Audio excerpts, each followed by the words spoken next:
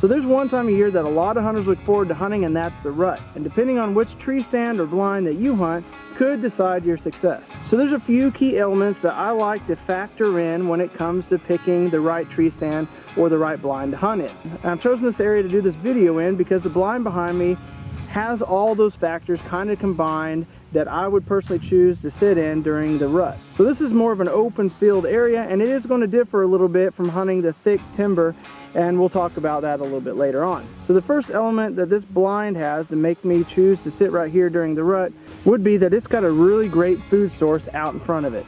Anytime that you can hunt over a food source that the does or the deer are coming to year long, it's going to be an area that the bucks are going to come in and check regularly. That's just where they have been patterned to know that the deer are going to be there, and so they're going to put the odds in their favor when they're out there looking for a doe, and they're going to come to some of these little hot spots that you get with food plots. And you'll get similar results if you're hunting over a bait pile. The buck might not want to come in to really eat on that bait pile. So many times I've seen it that the bucks come in downwind of a bait pile or even a food plot oftentimes and just skirt the perimeter to see what does are in heat. Now the second element that this blind has is it's got a lot of bedding and cover around it. All around these hillsides before you get to the tree line, there are 30 to 60 yards of just absolute thick cover. Now this is cover that also provides food, but the deer actually bed in here a lot during the season. But during the rut, those does are going to try to go in and find sanctuary from those bucks pressuring them, and they're going to be able to go into these thick areas, and the bucks know that, and the bucks already know that the does bed in here. So with them bedding in here, seeking cover in here, this is an area that the bucks are going to come in and work. He's going to spend a lot of time going up and down these hillsides looking for a receptive doe. Now the nice thing about this too is it also works for the bucks, because the bucks like to take those does to an area that they can kind of control them. It's usually a thicker area, so maybe one of those bucks will even bring a doe and bed her up in this area, and from that blind we'll be able to see that from our vantage point. Now the bucks are going to have to work this area pretty hard because these does will hold tight. I've seen them hold so tight to this brush during the rut that I had a four-wheeler trail down an old logging road that was just thick, and I drove within feet of a doe that was piled up under the brush looking up at me and just begged me with her eyes to not give away her location. I just kept driving right by her. And they're going to hold tight, and so those bucks have really got to work this area. So you can place a trail camera over these elements, whether it be food or bedding, and it's going to help you monitor those areas. It's also going to help you know when the rut kicks in. You'll see an increase of buck activity, especially during daylight, and let you know you need to get to the stand.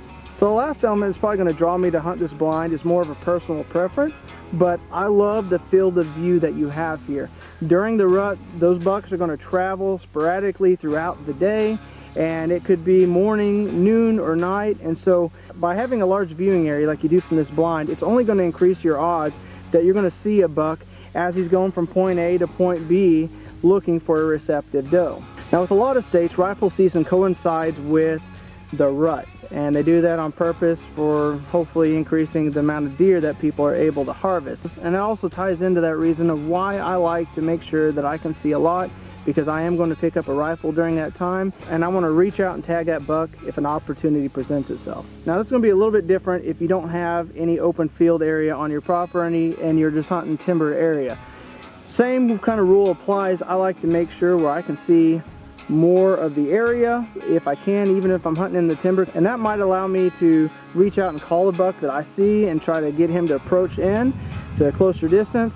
The main difference I'm going to have between hunting timber during the rut and the blind during the rut, I'm still going to try to get closer to the food source. I still want to be closer to a bedding area or a sanctuary area that those deer are going to frequent, but I'm going to hunt the ridge tops. I want to try to find a travel corridor or a pinch point, and a lot of times during the rut, if you are hunting timber versus open field like this, especially if you're hunting a really hot rut, you're going to get a lot more activity throughout the day in the woods versus in an open field area like this where that sun's able to beat down on them, because they're already working and running and they're panting and getting hot, and those deer are going to take sanctuary in that timber and continue feeding and rutting and everything in that timber. So we like to hunt ridge tops here in the Ozarks.